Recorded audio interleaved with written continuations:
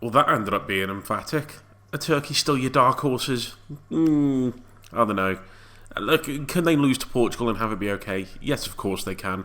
But 3-0 in the fashion it happened, with some of the mistakes, and we're not even going to talk about that second goal. That's, I think, my favourite goal of the Euros so far. There's been some absolute screamers, more than we see in the modern game, but that second goal for Portugal is maybe my favourite goal throughout the Euros, and it'll take some doing to top that.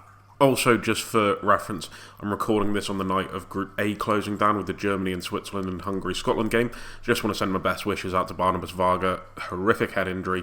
By all accounts, he's stable and nothing's life-threatening. That's fantastic news, but obviously very scary scenes, reminiscent of what we saw at the last Euros with Christian Eriksen. So best wishes to him, his family, and everything, and I hope he gets better soon. But regardless of that, we're going to get into the video. We're going to go over Turkey's attacking shape first of all. Turkey would build up by splitting the centre-backs in possession. They'd have the midfield three operating as you would expect. Çalhanoğlu at the base with Kokcu and Ayhan up top. The full-backs pushing slightly on to go alongside the midfielders, and the front three typically as you would. And Portugal went man for man on the goal kicks. Pushing them high, squeezing them, and pressing and trying to win the ball back as quick as possible. They'd go man for man in the midfield with Vitinha, Palhinha and Fernandes trying to stop Çalhanoğlu, who would have been their main source from a playmaking perspective to get the ball from back to front. Ronaldo would stand on the right centre-back. You'd get Bernardo Silva coming in to look at the left centre-back, with Rafael Leao tracking Zeki Çelik. And as a result, this left Çalhanoğlu free on this left-hand side. Portugal, for some reason, very okay with leaving him completely exposed on that left-hand side. Didn't seem to worry him. And if the ball did go out to him, let's say Bayındır playing the ball out here, then Cancelo would come to squeeze up and press him in this area. Only reactively, Diaz would move into this situation as well. And they could play through if that press wasn't as aggressive as it should be, just leaving a little bit of space for Çalhanoğlu to get it down this left-hand side with a long ball if Çalhanoğlu could play. And it meant that then he could get the run on Cancelo and they could attack down this flank. So it was leaving themselves a bit vulnerable, Portugal. And as well, you're leaving Pepe as the free man in the centre at the age of 40. So that's a lot to contend with so much space being pressed so high up the pitch. Thankfully, Yilmaz didn't offer him any real quality whatsoever. He defended him really well. But they were still playing with a bit of fire in this sense, Portugal. But it worked well, and they kept Turkey at bay real well. But the few times that they were able to sustain attacks and push Portugal back, this is what it would look like. So when Turkey would force Portugal back, it would be in a 3-1, one-sided 6, I guess. And they try and favour that right-hand side, Turkey, with getting Çelik overlapping at the right back, the right winger going into the half space, with Yilmaz favouring this side as well. And as a result, you get Leao, who, if you remember, was doing that man-marking job on him from the original phases of build-up, and he would track him back to almost form a bit of a back five, and he'd do that very well, performed his role exquisitely, not really known for his defensive work off the ball, but he contributed greatly here.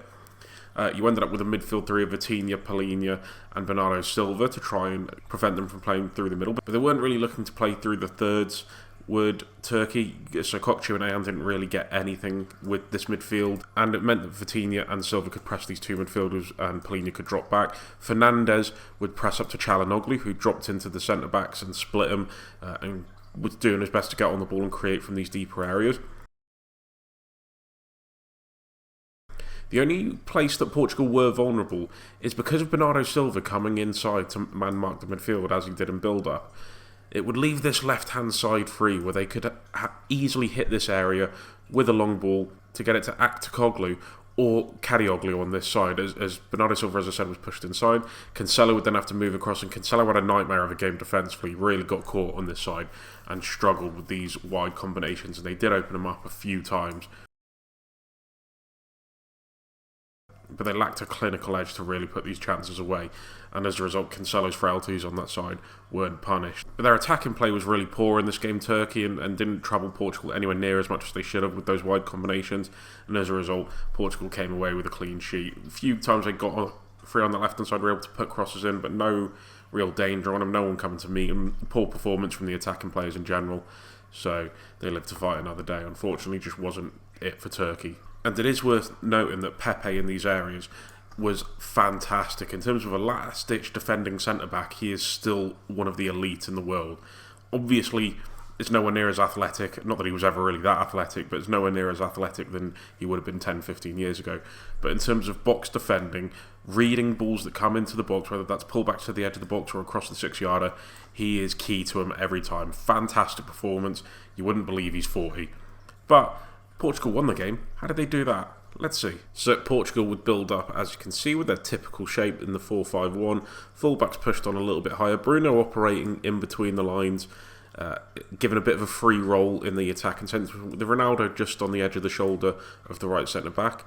Ayhan in the Turkish midfield would sit a little bit deeper than the rest of his midfielders and perform a man-marking job on Bruno Fernandes to really prevent him from getting the easy pass into this area to get on the turn and play either Ronaldo in or Rafael Leao on the other side. It was his job to really stifle that, and as a result you get Kokcu dropping in a little bit deeper. Turkey would defend zonally in that sense, apart from Bruno Fernandes, just to really try and prevent him from getting on the ball. But Portugal had multiple ways of playing out of this formation, and one of them was the combination play on the flanks. So you typically see Cancelo make this movement into this position to draw Bernardo Silva into this area here, and as a result they kind of operate into sort of a 3-2-5 formation, a bit lopsided. To get Bernardo Silva on the ball in this position here, you'd get Cancelo then moving into the half space, maybe trying to get in behind to drive at this space, as the left back in this position would typically come up to press Bernardo, which would leave a lot of space in between full back and centre back. Cancelo didn't attack it anywhere near as much. You'd still get the direct runs from the likes of Bruno Fernandes and Cristiano Ronaldo, who did that brilliantly for the second goal in making movements in behind when the Turkish back four got a bit pulled apart by players dropping into position with that wide space of Cancelo and Bernardo Silva. And you see their positions sometimes change and alternate. You'd have Cancelo out wide and Bernardo Silva in the inside. But generally, when Cancelo made the movement, he made the movement inside, coming inverted. As we know, he's technically good enough to play in the centre of the pitch. You'd then see Palhinha dropping a little bit more to the defensive shape. He'd basically play the middle of a back three. And Vitinha would offer the pivot in between defence and attack. He'd be the one that gets him going on that side. And it wouldn't just be on the right-hand side where they'd look to attack Portugal. It would be on that left as well, as Nuno Mendes was pushed in a little bit closer to Leao, who'd stay wide. Leao wouldn't drop in to search for the ball the way that Bernardo Silva would, but you'd get Leao here with Nuno Mendes making the run off of him, which he'd then get it back and then look to run in behind himself as they would link up and try and exploit that space. First goal came from it, the terrific interplay on that left-hand side.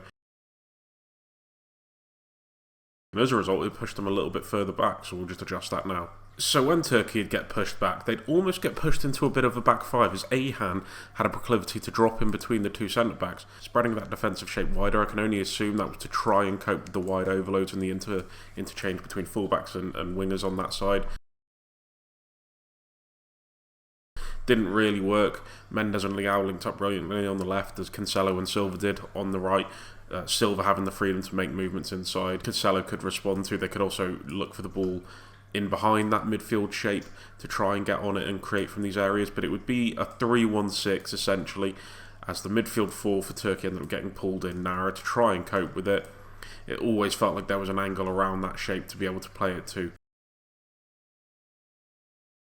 Even if they tried to keep Bruno Fernandes kept quiet with Ayhan operating as that sort of in-between defender and midfielder, then they could just play around it to, let's say, Cancelo or Bernardo Silva showing for it in these areas, where you could then make that run, dragging that defensive line back, which would create space for Bernardo Silva to run horizontally across that, horizontally and through the heart of that Turkish shape to create, or the wide overloads again on that left-hand side with Leao and Mendes to really get into good areas and create, as I said before, as they did for the first goal. And sometimes you'd even get Vitinha making movements in and out of the shape to try and overload those areas. He was fantastic, Vitinha, in terms of his technical ability. The energy he showed in getting from defence to attack and contributing to all phases of play was fantastic. He's having such a good tournament, him. Coming off of a real good season for PSG. Don't sleep on him, he's got such underrated quality. And as a result, those overloads in the centre areas were just too much for Turkey to handle, and they lose the game. And Portugal going through as top of the group. And you can't say they haven't deserved it over those two games. They played very well in this game and just showed there's enough attacking quality that they can hurt teams. A selfless role from Cristiano Ronaldo. Who knew at the age of 40 that he'd finally figure out that maybe it's just not all about him? But that's just me. You never know. People can change. People can mature at different times. But fair play to him. I was very critical of Ronaldo coming into the tournament. But based on this game, I didn't think he was amazing against Czech Republic, but I thought in this game he performed a very selfless role, a role that benefited Portugal as opposed to himself. Will it be enough against the likes of Germany, against the likes of Spain in the knockout rounds and those high quality, high stakes games? Remains to be seen, because he still doesn't offer an amazing amount other than his goal scoring threat. But credit where it's due. I slated him before the tournament started. I wouldn't say I necessarily slated him, but I wasn't kind, I'll say that. So when he's playing well, I've got to give him his flowers. That's only fair. But yeah, let me know what you guys think. I'd love to hear your thoughts. Cheers, lads. In a bit.